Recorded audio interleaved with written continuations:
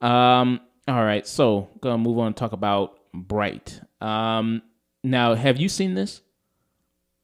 No, I haven't, but I've seen those reviews, and Yeah. within the time period, because it's been pretty much like 24 hours right about now, probably like I don't know, like just under 48 or whatever. I don't want to do the math, but within the time period, I thought to myself like, okay, let me watch it. I Mhm. delayed it. Let me watch it. I delayed it again. I checked out the reviews because somebody just smacked that in my face. I'm like, oh shit, the worst movie of the year? Yeah. Of the year? Yeah. I mean, I think that's a little hyperbolic. I mean, I've seen it. Now I haven't seen a lot of movies this year. I'm gonna do a whole week where I watch a bunch of movies because I want to do a best of list. Towards the end of the year, towards like the end of December, I want to do like a best of list. Now I haven't seen the Emoji Movie. I haven't seen because didn't the 50 Shades of Grey movie come out this year? I believe it did. I hope not. And I mean, I doubt that those movies are better than this. Like, I highly doubt that. I think that's just being, hyperbolic. I think that's being really hyperbolic. Some people are blaming it on the fact that, because have you heard the situation that's going on with the writer of the movie, Max Landis? No, I haven't. Well, he's another person that's been accused of sexual assault allegations. So yeah, so drop that DJ Khaled, another one. Another one. Another one. Another one. Another one. Right there. Another one. Because yeah, he's another person that's a lot of more women are coming forward. I mean, about him and about things that he did, and how he sexually assaulted some women, and yeah, so yeah, a lot of women coming forward on Twitter about it. I don't know, the full details yet because it's still coming out, and it just all this is. I think it came out like today or maybe I think today or yesterday that all these stuff just started pouring out. Yeah, so I mean, and people already kind of don't like the guy anyway because they see him as kind of like being kind of an asshole and dickish. Um, so people already kind of don't like the guy anyway. So it's like, yeah, it's easy for them to go like, okay, yeah, well, fuck this, especially fuck this dude hard now. I mean, do you know a lot about Max Landis at all, or any of the stuff he's done? I don't get caught up with celebrities too much. Like, I don't do it. Yeah. Well, he's a screenwriter. He wrote Chronicle. Um, and I really like that movie a lot. The movie that was directed by Josh Trank. I really love that movie a lot. He's also like did a comic called Superman American Alien, which I hear is pretty good. I never actually read it myself. Um, and he also is doing a TV show currently called Dirk Gently, Holistic Detective, which I hear is also really good. But Okay. but yeah, he's facing a lot of charges now. So let's see what's gonna come of that later on. So like I said, I mean, yeah, he's the writer behind this film, Bright, which is directed by David Ayer. So the basic setup is that it's set in a world where mystical creatures live side by side with humans. So you have orcs, you have elves, you have fairies, all existing in the same world as humans. And Will Smith is a human cop in this. He plays Daryl Ward, who's an LAPD officer who's being forced to work with an orc played by Joe Edgerton, who's the first ever orc cop and they're basically get wrapped up in this big game as far as finding this magic wand. And a lot of people want this magic wand because it's basically a nuclear bomb that can grant wishes. Like, it's this hugely destructive object that's extremely powerful that all these people want. All these people want to go after, and they have to, basically protect it from all these different people that are coming after them from it. And people saying, like you said, there's a lot of reviews saying how much critics are really going after this movie, how much they really hate it. I just say it's just okay. I think the good things about this movie, I like Will Smith, I like Joe Edgerton. Joe Edgerton, I think, does really good, who plays the orc. And, you know, I think they have good chemistry together. I think there's some good action scenes in the movie with the elves. They do a lot of like jumping around and flips and kicks and that type of stuff, which is okay, kind of exciting to watch. I think there's some cool world elements here that are not really fully realized. I think the idea of like, okay, if we lived in a world with orcs and all these fairies and stuff like that, like, I think that's an interesting concept, but I think the execution is just extremely poor.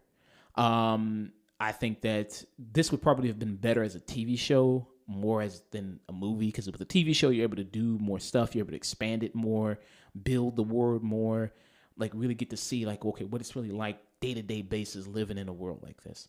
And what the movie's trying to do is it's trying to handle different elements of social commentary, of a cop drama, and fantasy, and it doesn't really do either of those things particularly all that well.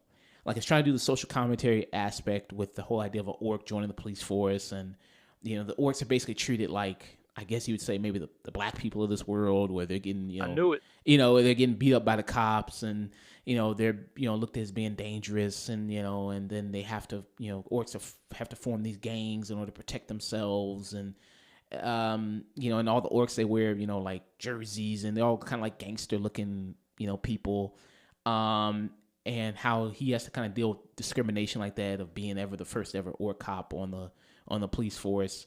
And they try to have the cop drama element here, with the fact that, you know, Will Smith doesn't want to be partnered with this guy because, you know, it's dangerous, and people want to get rid of the orc and want to, you know, kick him out of the police force. Because they keep talking about how the fact that, you know, this the orc diversity program, that's the only reason he's here, is because we have to let him in.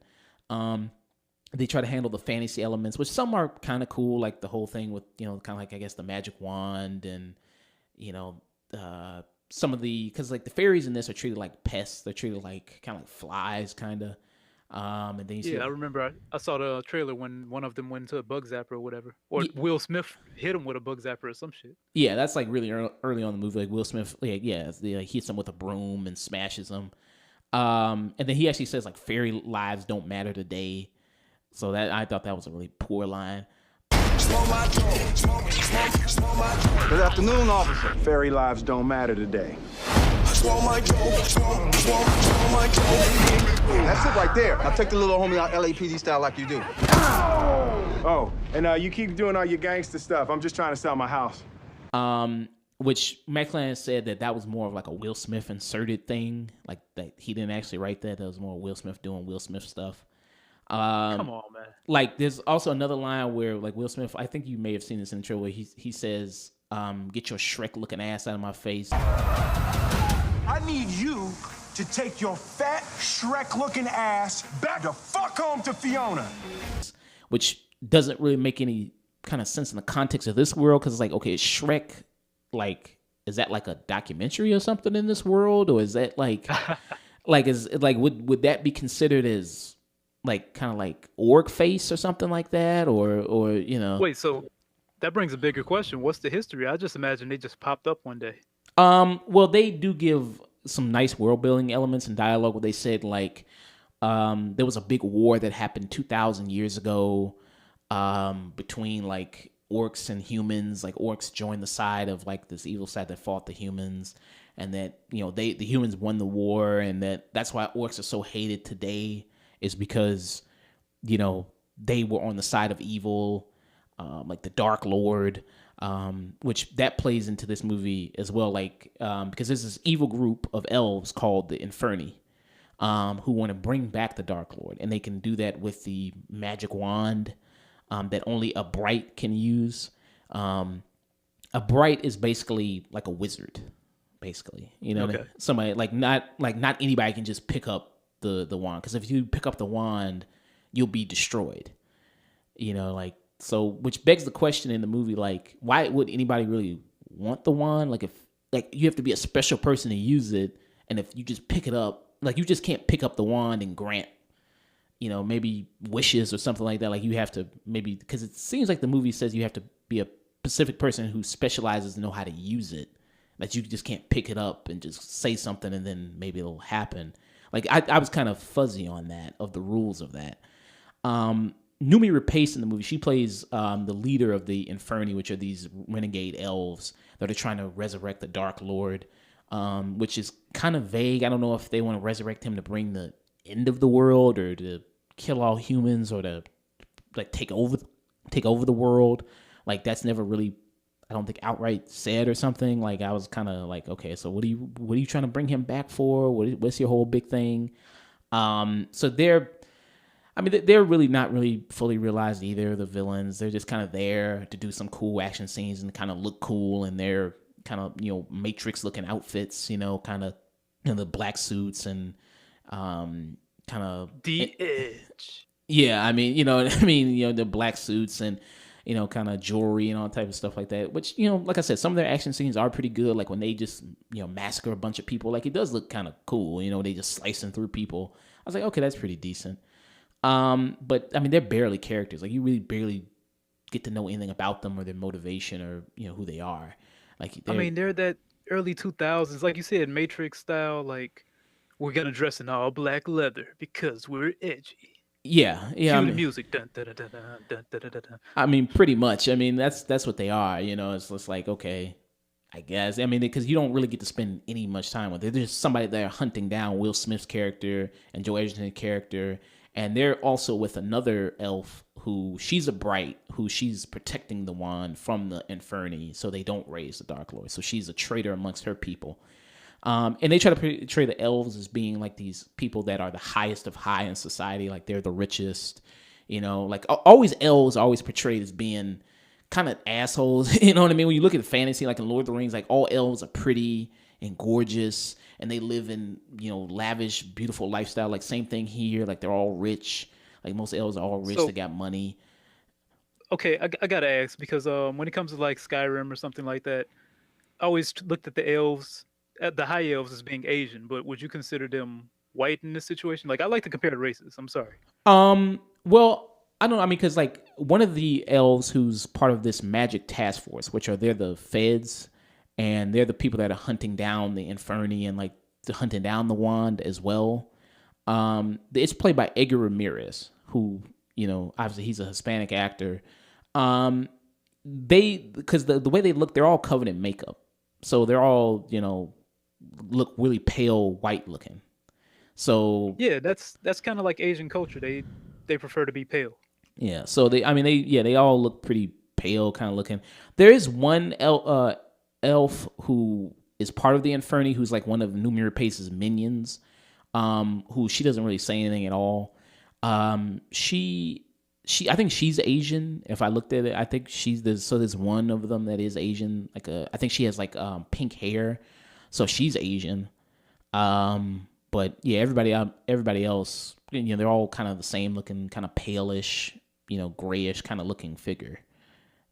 Okay, I might have to check into her real quick, but yeah, like I feel like because everything is kind of, every fantasy lore is based on some bit of real life. So I'm like, when they decided to make all these orcs and elves and like because the wood elves are kind of different than the high elves, like in Skyrim at least. Mm-hmm.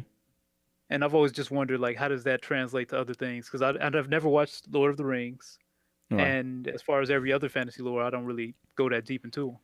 Yeah. And this movie is basically trying to be a mashup of all these other different type of movies. Like it's trying to be Training Day, End of Watch, Lord of the Rings, Harry Potter, trying to put all those movies in a blender, hit start, and then mash them all together and then pour them out into a cup. And how dare you forget about Zootopia?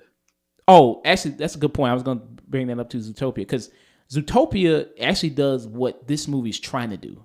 Because like when you watch Zootopia, like that brings up issues of diversity, issues of racial inequality, issues of affirmative action, and social kind of. So it's offering a big social commentary in a animated film.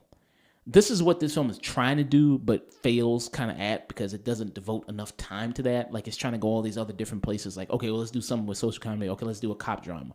Okay, let's do a fantasy. Let's also throw in that fantasy thing also. Like Zootopia did this way better. Like if you were looking for that with the little female bunny, what was her name? Jenny Hops, right? Judy Hopps. Judy Hopps. So it's Judy Hopps and her being the first bunny to join the police force in that movie, and how that was obviously an allegory for, what happens, with women joining like the military, or, more women joining the police force. Like, well, we got to do it because we don't want people to call us, like, where's the more diversity? Where's the more, female officers or something like this? So that's what this movie's trying to do, but it just kind of just fails at it. It just doesn't devote enough time to exploring those more ideas. It just offers a base value of that. Because, Joe Edgerton as the orc, he's being, he's being persecuted by not only the cops, but the people, but by his own people, the orcs, who hate him for being a cop, see him as a traitor. And they bring in the element of how he's not a full, like a full-blooded orc. Like, he didn't go through a ritual to make himself I forgot what the name was of it in the film, but like something like a ritual that would pronounce him as like a full orc. Because you see all the orcs have like these big underbite teeth, which he doesn't have. So he's being, he says like, I've been persecuted by my own kind, and how bad that is. And I do think, some of the stuff is a little like, okay, this is basic stuff, but I think that Joe Edgerton does sell it pretty well. I think he does do a really good job. But I mean, a lot of it is like, if you watch David Ayer's other films, it's, got to be set in LA. It's another one of those kind of cop dramas that he does do quite a bit. Because this is End of Watch. You know what I mean? If you ever seen that movie. Thank you. It has a lot of similarities to that. It's two cops who are kind of, towards the end of the film, on the run from a rival gangsters who are trying to chase them down and kill them. And it's a lot of, two people on the beat, driving around in the city of LA, facing a lot of dangerous criminals. And it does have a lot of elements of that too. And David Ayer, and this movie gets bogged down by a lot of like, I don't know if he got the infection from being part of the DC movies, because he also did Suicide Squad, of inserting a rap song, a pop song. Like, I remember some David Ayer movies, I don't remember him doing that quite a bit. Like, the beginning of this movie opens up with a rap song. I'm like, oh shit, I'm getting flashbacks of Suicide Squad again. I'm like, oh shit, let's not go here again. Wait, but this one Suicide Squad, it really didn't make too much sense. But maybe with that Joker that they had. Anyway, with this movie, it makes more sense. Like, it's Will Smith, black guy, who actually rapped in his career. But yeah, you got the orcs that you say are pretty much black themselves. They're in LA, right? Yep, LA. Like, everything just kind of sets up for a rap song as opposed to like pop or rock or anything like that. Maybe. I see your point there. That's a good point. Yeah, maybe that, maybe it more fits here than it did in something like Suicide Squad. And it's not as a group. It's they're not in Compton, right? They just say LA. They just say the south side of Los Angeles. They just say LA. Okay. Yeah. And yeah, maybe it fits more here than it did in Suicide Squad, because Suicide Squad was just very egregious. Like, it was playing song after song. It was like, I don't know how many songs it was at the beginning, but they played like 3 different songs at the beginning. So it's nothing like that at all. Like, they play one song here to open up the movie, and they play like maybe 1 or 2 other songs, some other scenes. But it's not as egregious as it was in Suicide Squad. But yeah, it's a lot of those elements that's not really doing anything with. Yeah, it's trying to be all these other different movies, and it's failing at trying to be, like, oh, well, maybe if we stitch them all together, create like a Frankenstein monster, nobody will notice that it's all these other different things mashed together. And I think that this movie has good ideas and some good stuff that, like I said, I think this would be better as a TV show. Like, if you did maybe a TV show and you were able to, pace it out a little bit more, I think that would have worked to its benefit. Man, I know what they're trying to do, man. They're trying to bury Will Smith, man. This is all because of Jaden. Yeah, they hate him because of his son. Exactly. Will Smith in this movie is decent. At least he's not doing, those like slang that was popular 20 years ago. Like, he's not doing hell no or, nothing like that. It's like, okay, he refrained from doing any of that stuff. Just a lot of it is just pretty basic writing wise, cop drama stuff, like two partners who don't want to work together, but eventually they're going to have a scene where they bond more and because of their experiences and, so you can kind of see a lot of that stuff kind of coming. I think it's very predictable in that sense. Some of the magic elements are pretty nice, like some of the wand elements and what they do. I mean, having this magic wand and, having all these different types of fantasy elements, that is kind of cool to some extent. They don't really, I don't think, do a whole lot with them. But it is cool to see and them trying to world build and do all these different things. This movie had a budget of $90 million. And I think it looks pretty good. It looks like they spent quite a bit of money on there. I like all the, orc kind of effects. I think the way the orcs look pretty good. I think they said they wanted to maybe do another one of these. I can't remember. I think somebody said they maybe wanted to do a sequel of this film. I can't really remember. But I mean, as it stands, I mean, I think a lot of reason critics, I can't understand the vitriol for this. Maybe it's because they saw it in a press screening instead of like at home. So maybe like them sitting in the theater, they were thinking like, well, shit, I could be staying at home. This is on Netflix. Why do I have to get outside my house to watch a movie that I can really honestly watch while I'm at home? You know what I mean? Like, so I guess that kind of was a part of the reason why they really hated this as much as they did. I mean, I just think it's just okay. It's literally the definition of just like, it's on Netflix. Like, you sit at home, you watch it. I think it's a decent little movie for just to sit at home and watch. And you can be distracted by other things. Like you can, maybe during some of the boring parts, you can, go through your phone, look on the, surf the internet a little bit. So for that, for that effect, I'll give it like a tune in. Nothing, I don't think that was particularly too special. But yeah, I mean, it's on Netflix. I don't think, you're just sitting at home, maybe you're bored. Yeah, click it on. Maybe you'll find something to enjoy from it. So okay. Yeah. So I mean, the way I talked about it, I mean, are you interested in going to see it or? Okay. I would say that I would just casually watch it, but I realize that as I'm getting older, I don't do that stuff too much. Like I gotta go in there deliberately to watch something. Mm-hmm. Well, the only time I really waste my time is with YouTube videos. Like I don't scroll through Netflix or anything, so I don't know. I would have to watch it with somebody else. Like somebody will have to say like, "Oh, I'm interested in this movie. It came out either today, yesterday, a year ago." If somebody else is interested in it, I might watch that with them. Okay. Yeah, I mean, I think somebody might. I mean, like I said, I don't think it's devoid of entertainment. There's some things in here that I think it does well. But I mean, like I said, you sit at home. I mean, because it's literally on Netflix, so you sit at home, watch it. If you don't like some parts, you can just distract yourself with some other things. Now, if I were to see this in the theater, yeah, I mean, I may have some issues with that. Maybe if I would see anything in theaters, like, yeah, I don't think this is worth to go to the theater to pay to go see. Yeah, I mean, I think that's perfect place. I mean, I think it's in the perfect place to be where it is. All right, so. Hello, thanks for checking out our content. If you liked it, let us know, and if you didn't, let us know that as well. If you want to see more content, we post every Saturday on SoundCloud and YouTube at The Afternoon Tune. You can also find us through various social medias, Twitter, Facebook, Snapchat, Instagram, all one word at The Afternoon Tune. And if you don't deal with any of that social media stuff, you can also find us through our email at theafternoontune@gmail.com. And don't forget to always stay